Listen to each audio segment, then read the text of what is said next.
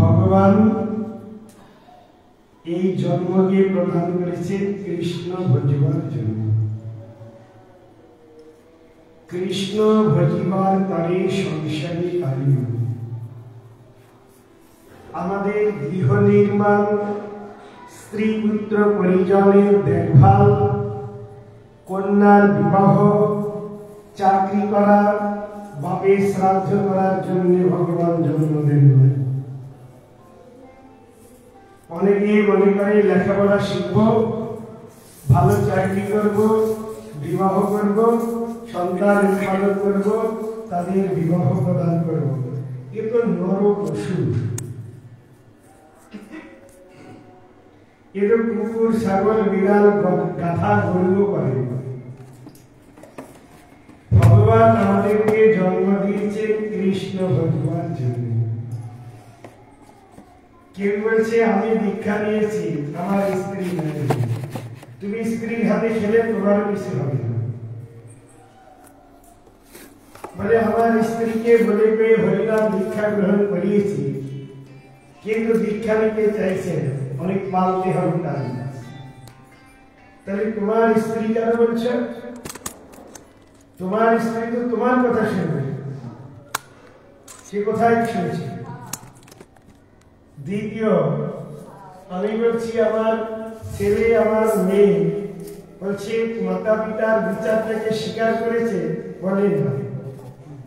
তাহলে তুমি তাদেরকে ছেলে মেয়ে বলে পরিচয় কেন দিচ্ছ? সব মায়াতে ফাঁসা হওয়া হয়েছে। আমি ভাবছি আমি মায়ামুক্ত, কিন্তু গলা পর্যন্ত মায়াতে ডুবে বসে আছি।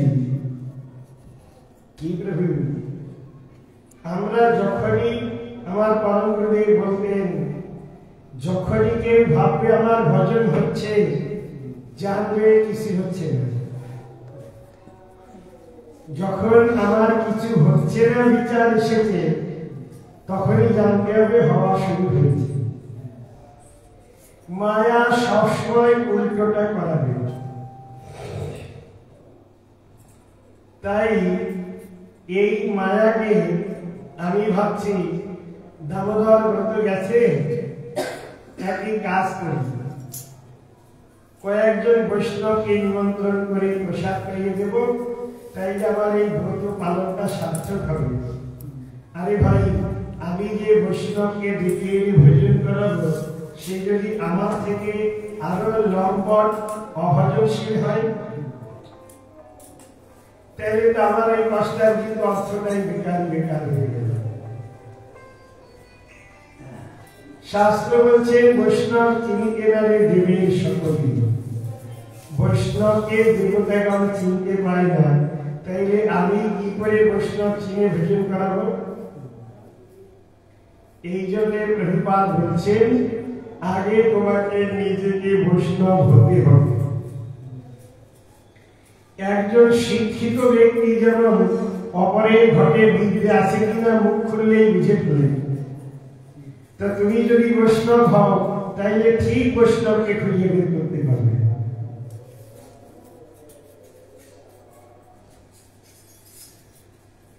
এই জন্যে আগে আমাকে কৃষ্ণ ভজন করতে হবে।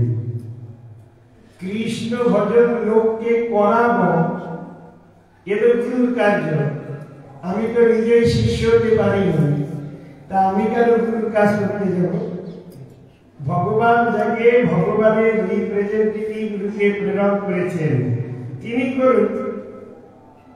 আমি তো গুরুর দাস, অতএব আমি কি প্রকৃতপক্ষে গুরু সেবা করে গুরুর মনোতুষ্টি সাধন করতে পেরেছি কি? আগে তো আমাকে বিচার আনতে হবে, আমি আমার গুরুদেবের অভীষ্ট কতটা পূরণ করেছি। নিজে আচরণীয় প্রভু অপর শিখায়।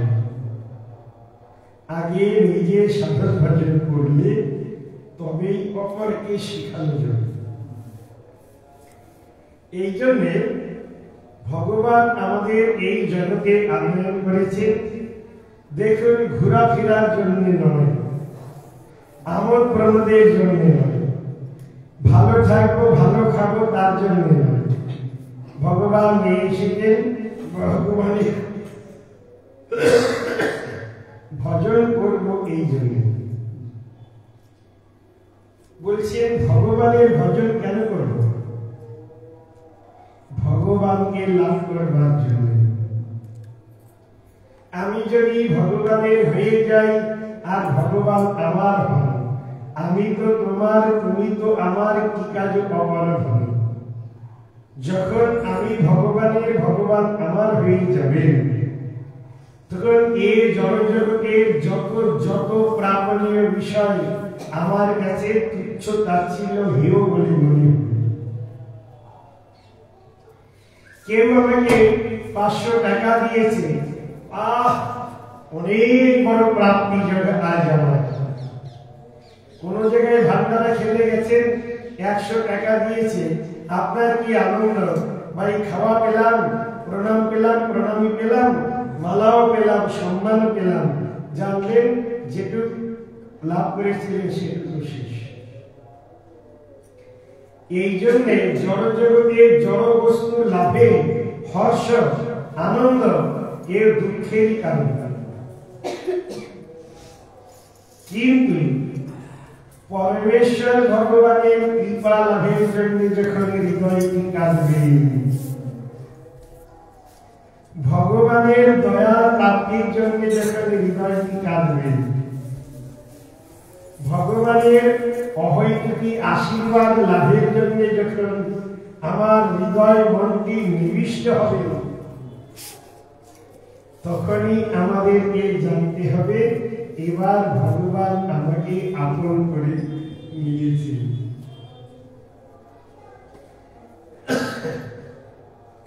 জগতের অনেক জড় ব্যক্তি রয়েছে, তাদের সংস্রব আমার খুব ভালো লাগে।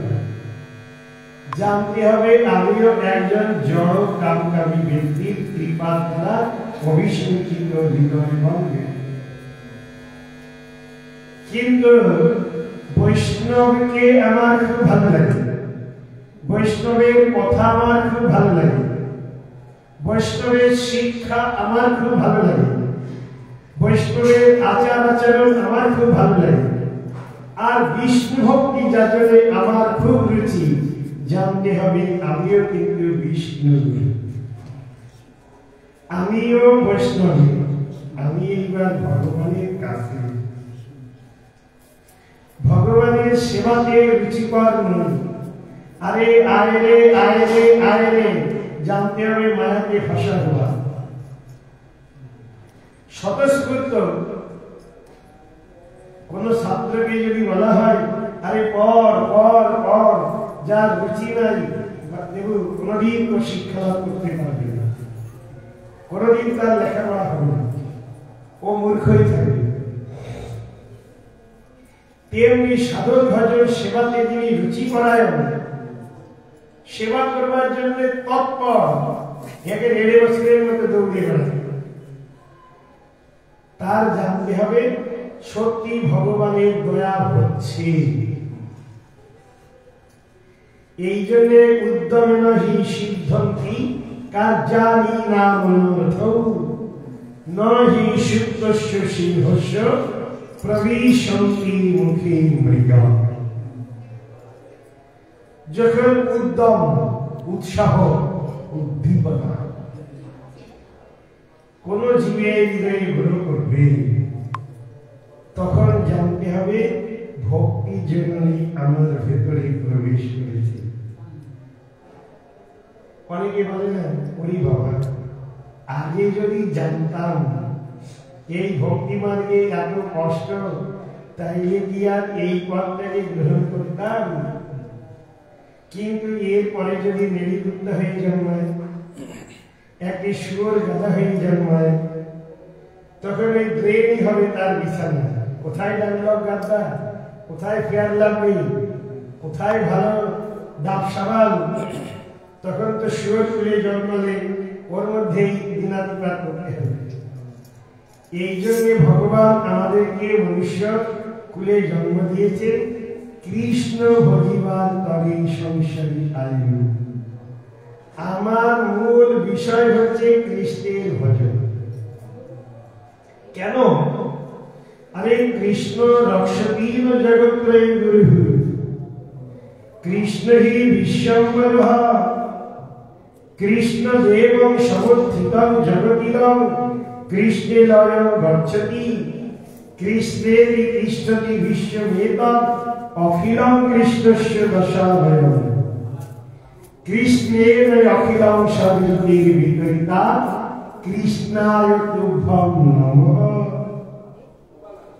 কৃষ্ণ আমাদের ত্রিজগতের গুরু, কৃষ্ণ জগতের স্রষ্টা, কৃষ্ণ জগতের রক্ষয়িতা, পালন পোষণ কর্তা। কৃষ্ণ আমার ইহকাল পরকালের বান্ধব। কৃষ্ণ আমার সৃষ্টির মূল রহস্যের মূল মালিক। কৃষ্ণ আমাকে প্রতিক্ষণ সব কিছু নিয়ে রক্ষণাবেক্ষণ করে চলেছে। আবার একদিন ওই ভগবান কৃষ্ণে জীব এবং জগৎ লয়প্রাপ্ত হবে। অনেক ভক্ত বলবে, মহারাজ তাইলে কৃষ্ণের ভজনই করতে হবে? কালী, দুর্গা, চণ্ডী, ভেটু, মাকাল, শিব, ব্রহ্মা, তারপর এই কোথায় হনুমান, চাকলেশ্বর, এইসব কিছু ভজন দরকার নাই? ব্রহ্মা মহারাজ কি বলছেন? ঈশ্বর পরম কৃষ্ণ সচিদানন্দ বিগ্রহ, অনাদিরাদি গোবিন্দ সর্বকারণ কারণ, গোবিন্দম আদি পুরুষম তমহং ভজামি। ঈশ্বর পরম কৃষ্ণ, তিনি সচিদানন্দ বিগ্রহ, অনাদিকাল থেকে তিনিই রয়েছেন, তিনি সকল কিছুর মূল মালিক। যদি প্রণাম করতে হয়, ভজন করতে হয়, আদি গুরু গোবিন্দ ভগবান কৃষ্ণকেই ভজন করতে হবে। এ তো ব্রহ্মানুক্তি। আরো বলেছেন, ক্ষীরম যথা বুদ্ধি বিকার বিশেষাৎ যোগ, সঞ্জয় রহি তত পৃথকস্মি হেতঃ, যা সম্ভূতামপি তস্য সমর্পয়েতি কার্যং, গোবিন্দম আদিপুরুষম তমহং ভজামি। এক ভাণ্ড দুধ, সেই দুধের মধ্যে যদি অম্ল প্রযুক্ত হয়, তাইলে ওই দুধের ফার্মান্টেশন শুরু হবে। এইবার ওই যে দুধ, সেটি কি হবে? দধিতে পরিণত হবে। এইবার এই যে দধি, সেটি দুধ ছাড়া? বলে না, দুধ থেকেই তো দই হয়েছে। এবার এই দইটা কি কোনোদিন দুধে পরিণত হবে? বলে না, এটা ফার্মেন্টেশন, এ তো সন্ধান ক্রিয়া হয়ে গেছে, আর কোনোদিন হবে না। আবার এই যে দই, এটি দুধ? বলে না, এটা দই। ঠিক তেমনি শিব, ব্রহ্মা, নারদ, কবির, মনু, ব্যাস, অনন্ত দেবতা, ঋষিমুনি, তপস্বী সকলেই ভগবান কৃষ্ণ থেকেই সৃষ্ট। কেউ কৃষ্ণ ছাড়া নয়, কেউ কৃষ্ণ নয়, কেউ কোনদিন কৃষ্ণ হবে না। অতএব যদি ভজন করতেই হয়, ভগবান আদিগুরু গোবিন্দ কৃষ্ণেরই ভজন করতে হবে। সরানন, যার নাম কার্তিক, ছয় মুন্ডান। কার্তিক বলছে, ভাই ভগবান কৃষ্ণ, তুমি তো গোপানন্দন না, গাইয়া চালানে वाला, तो তোমাদের তো বুদ্ধি অনেক দেরিতে হয়। আমার এই ছয় মুখের দ্বারা অনন্তকাল ধরে তোমার মহিমাকে বর্ণনা করে আমি শেষ করতে পারি না। এই যদি স্বয়ং অনন্তদেব বলেছেন, হে কৃষ্ণ, তুমি আমাকে অনন্ত মুখ দিয়েছ, আমি অনন্ত মুখ দিয়ে অনন্তকাল ধরে তোমার অনন্ত লীলাকে অনুকীর্তন করে অন্ত পাই না। আর আমাদের একটি মুখ, সারা দিন ধরে জড় কথা বলবো, জড় লোকের সঙ্গে হ্যালো कैसे हो बढ़िया हो तो, আবার নামের মালা নিয়ে বলছি मैं वैष्णव बन गया। বাবা, অনন্তদেব অনন্ত মুখে অনন্তকাল ধরে একটি লীলাকে অনুকীর্তন করে অন্ত পান না, আর আমি সারা দিন ধরে মুখ দিয়ে পাচাল করি, তারপরে বলছি আমি বড় ভক্ত, বৈষ্ণব সেবা করে এলাম। আবার সে গাইছে, আমি তো বৈষ্ণব এ বুদ্ধি হইলে অমানি না হব আমি, প্রতিষ্ঠা সাজাসি হৃদয় দুষিবে হইব নিরয়গামী। দেখো ভাই, মনকে আগে পাকাতে হবে। এই জন্য ভক্তিবিনোদ ঠাকুর বলছেন, ঘরে বসে বাউল হরে মন, ঘরে বসে পাকাও নিজের মন। যদি আমার হৃদয়টি না পাকি তাইলে কিন্তু হবে না। পাকা মানে ভগবানের সাধন ভজন করতে করতে ভগবানের কৃপা লাভের জন্য হৃদয়টিকে একেবারে আনন্দে ভরপুর করে তোলা। ভগবানের কৃপা আমাকে লাভ করতেই হবে। একটি দেহকে রাখার জন্য ভোজনের দরকার, শ্রমের দরকার, ঘুমের দরকার। তাই বলে এই নয় ভজন বাদ দিয়ে ভজন, ভজন করবার জন্য ভজন, তাইলেই ভগবান মূল মালিককে সর্বকার্য সমাধান করবে। ভগবান আমার, আমি ভগবানের, এই বিচারটি ভক্তের হৃদয়ে জাগরুক করতে হবে। আরেকটি বড় বিষয়, কৃষ্ণ যদি অনন্ত জগতের স্রষ্টা হন, কৃষ্ণ যদি অনন্ত জগতের রক্ষয়িতা পালন পোষণ কর্তা হন, তবে আমার পালন পোষণ কর্তা রক্ষাকর্তা কি আমি? যখন আমি এবং আমার, তখনই মায়া ওর মধ্যে, আমির মধ্যে দিয়ে মায়া ঢুকবে। অনেক কিছু ব্যবস্থা, অনেক কিছু থাকা সত্ত্বেও মায়ার মোহর দ্বারা মোহিত হওয়াতে আমাকে হরি ভজন থেকে দূরীভূত করিয়ে দেবে। এই জন্য শাস্ত্র বলছে হরি ভজন আর হরি ভজনের অভিনয় এ দুই কিন্তু এক নয়। হরি ভজনের অভিনয় লোকে করছে, মাথা নাড়া করেছে, তিলক লাগিয়েছে, কণ্ঠে সুন্দর বেশভূষা করেছে, আমি ওই রকম শিখে গেলাম।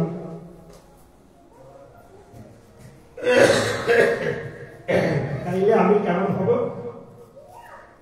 সজ্জিত বৈষ্ণব। আর আমি যদি বৈষ্ণব হতে চাই তাহলে আমাকে কিন্তু বিষ্ণু ভক্তি যাজন করতেই হবে। এইবার বিষ্ণু ভক্তি যাজন মানে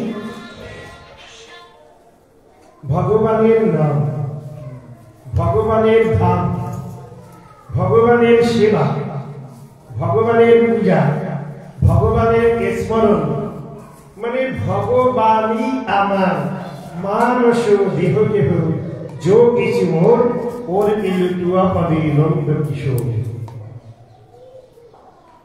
আমার যাবতীয় সব কিছুর মূল মালিক কৃষ্ণ না। অনেক ভক্তের বাড়িতে দেখি তার স্ত্রীর নামে ঘরের নাম, ঘরে ঢুকে গিয়ে দেখি ঠাকুর ঘরে সেখানে লিখেছে রাধা কুঞ্জ, ওইটুকুন। আর ওই বড় বাড়ির মালিকটা তার বইয়ের কেন বলেন তো? না, ওই মেয়েটার সঙ্গে ও ভাব করে বিয়ে করেছে, তখন লেখা রয়েছে তোমার বাড়ির নাম কিন্তু আমার নামে হবে।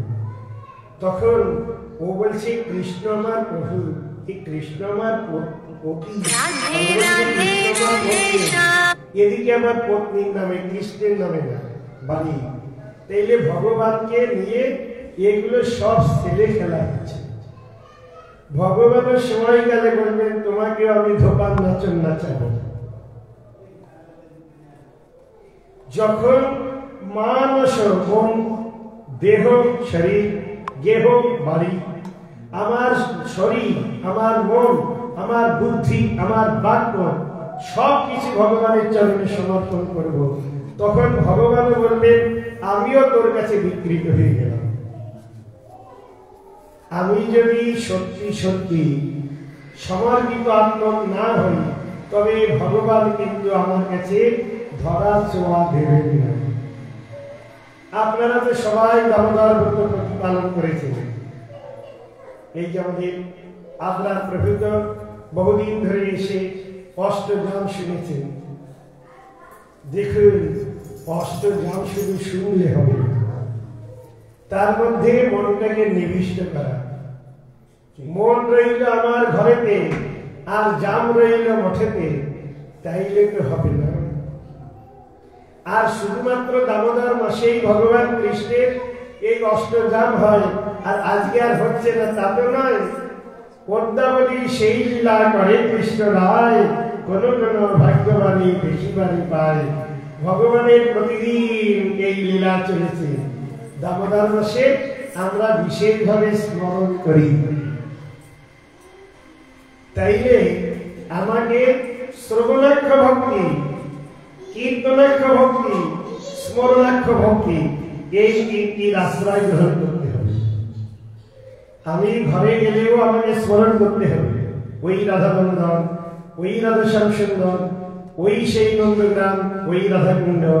আমি প্রতিদিন হরিনাম করব, আর আমার মনটাকে সুন্দর করে একবার প্রাণের বন্ধু জ্ঞান করিয়ে সেই সব স্থানে নিয়ে আসা। তারপর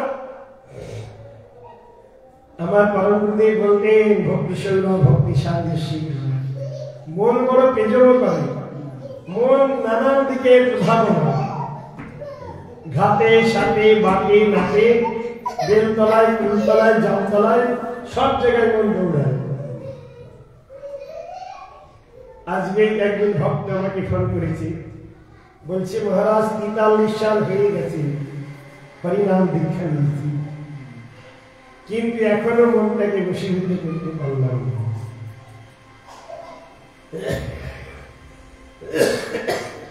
আপনি একটু এর সব বিধান বলুন। আমি বললাম আমার তো 43 বছর বয়স, আর তো দীক্ষা হয়েছে 43 বছর। তখন সেই ভক্ত কি বলছে, আপনার স্থান আমার স্থান অনেক দূর মহারাজ, আপনি আমাকে একটু কথা শোনান। তখন আমাদের রঘুনাথ দাস গোস্বামীর মনুশিক্ষা, মন নানান দিকে প্রভাবিত হবে, তাই বলে মনের পিছনে তো দৌড়ালে আমার চলবে না। কিন্তু মনটাকে বিভিন্ন দিকে যেখানে যেখানে রন্ধ্রে ঢুকছে, ওই মনটাকে হরি কথাতে, হরি সেবাতে, হরি নামেতে, হরি কীর্তনে, হরি ভক্তিতে, হরি ভক্তে লাগিয়ে দেওয়া। তখন মন আর দৌড়াতে পারবে না। যে মনটা ফাঁকা পেয়ে দৌড়াচ্ছিল, এইবার তাকে যদি ধরে বেঁধে দেওয়া হয়, আর তো দৌড়ানোর পায়নি। আপনি যে নাম করছিলেন 16 ফের কলিকালে যে নাম করে, সে কনিষ্ঠের কনিষ্ঠ। 16 ফের नाम में कुछ नहीं होगा। 1 लाख जप करना पड़ेगा डेली। এই জন্যই তো মহাপ্রভু বলেছেন যে লক্ষ নাম नहीं करते उनको हाथ का प्रसाद मैं नहीं लेते। ওরে বাবা, 1 লক্ষ নাম করতে গেলে তো সময় চলে যাবে, তাহলে আর কাজ করবো কোথায়? আমি কাজের তালাক দিয়ে দেন, বয়কট করুন কাজকে, হরির নাম করুন। ভগবানই আপনার মালিক, খাওয়া পড়ার ব্যবস্থা, বস্ত্রের ব্যবস্থা ভগবান করবেন। মানে করবেন, আমার করছে আপনার করবেন না। এই বিচার, এই জন্য সর্বক্ষণ ভগবানের উপরই নিজেকে কনভি করা। প্রতি মুহূর্তে শুধু 2-4 অক্ষর শিখে দিয়ে বাদকে বাদ বলে কোনো লাভ নেই। আচরণশীল বৈষ্ণব হতে হবে। তার মধ্যে প্রথম বৈষ্ণবের কি লক্ষণ? সুবল বলেন, কি বলেছেন ভক্তি বিনোদ ঠাকুর? অভিমানহীন ভজনে প্রবীণ বিষয়ে অন্তর্বাহী নিষ্কপট সদা নিত্য লীলাঞ্জন ভক্ত।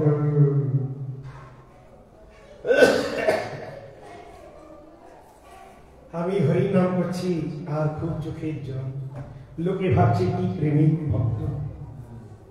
হঠাৎ ঘরের পাশে একটি কুকুর এসেছে, একটা ঢিল দিয়ে এমন ভাবে কুকুরের গায়ে লাগলাম, কুকুর ক্যা ক্যা ক্যাই কাই করতে করতে চলে গেল। তাহলে একটু আগে হরে কৃষ্ণ নাম করছিল, চোখের জল পড়ছিল, কি নামে প্রেম, এখন একটা জীবে দয়া হলো না? এদিকে জীবে দয়াটা নামে রুচি হবে? জীবে দয়া নামে রুচি বৈষ্ণব সেবন ইয়া হইতে ধর্ম আর নাহি সনাতন। তা আপনি কোথায় জীবে দয়া করলেন? এই যে আপনার যে চোখে জল পড়ছিল, এই আপনি ফিক্সড মাইন্ড আমসা বলি, আপনার কণ্ঠেই হরি ভজনের হরি নামের রুচি নয়। হরি নামের রুচি মানে কি? চাল থেকে যদি মুড়ি হয় আর ওই মুড়িটা চাল হবে, তা আপনি যদি অভক্ত থেকে ভক্ত হন আর অভক্তের আচরণ কি করে করবেন? এই জন্যে হরিনাম হরিভজন কি এ কোনো দেখাবট নয়। হরিনাম হরিভজন কি হৃদয়ের উপহার।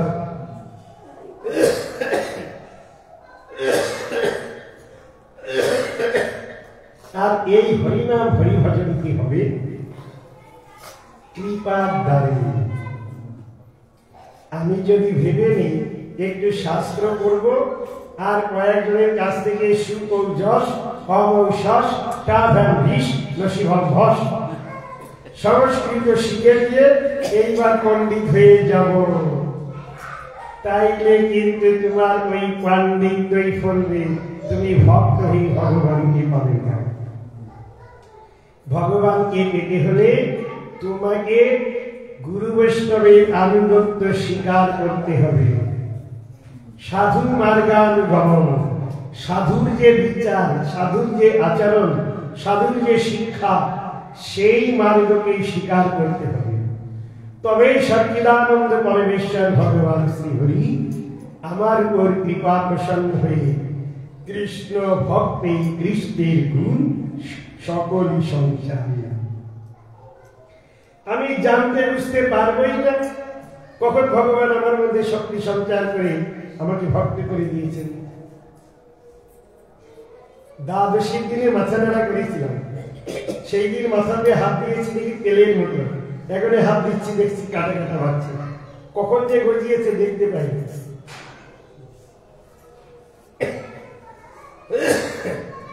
এই যে চুল গজিয়েছে দেখা গেছে, ওই জন্য কখন যে ভগবান দয়া করে আমার মতো একজন পাখণ্ডীকে ভক্তে পরিণত করে দিয়ে ভক্তি রস আস্বাদন করাবেন, সে তো ভগবান জানেন। এই জন্য আমাদের কি কাজ হবে? আত্মনিবেদন তুয়া পাবে করি হইন পরম সুখী। আমার কাজ হবে নিজেকে কাঁদবে, ফুললি সারেন্ডার। ভগবানের চরণে নিজেকে যদি দিয়ে দিতে পারি, মানবী রাখবি যে ইচ্ছা তোহারা কৃষ্ণ দশপতি কুয়া অধিকারা। ভগবান যদি আমাকে দাসত্বে স্বীকার করেন তবে ওই সখ্য, ওই বাৎসল্য, ওই মধুর, তার যে সাত্বিকী সঞ্চারী ব্যবিচারী মহাভাব স্বরূপা রাধা ঠাকুরানী কখন যে আমাকে অঙ্গীকার করে তার সেই নিত্য সেবায় অভিষেকিত করবেন, সে কার্য শ্রীমতী রাধারানী। শ্রীমতী রাধা ঠাকুরানী আমাদের উপর কৃপা প্রসন্ন হয়ে দয়াবাড়ি সিঞ্চন করে আমাদের সত্যি জীবনকে ধন্য করে তুলুন। শ্রীমতী রাধা ঠাকুরানীর চরণ ধন্যে আজিকার এই প্রার্থনা বাঞ্ছা কল্প করি হচ্ছ কৃপা সিন্ধি এব চ পতিতানাং পাবনেভ্যো বৈষ্ণবেভ্যো নমো নমঃ। হরে কৃষ্ণ কৃষ্ণ কৃষ্ণ হরে হরে, হরে রাম রাম রাম হরে হরে। নিতাই গৌর প্রেমানন্দে, গৌর হরি बोल। जय जय श्री राधे।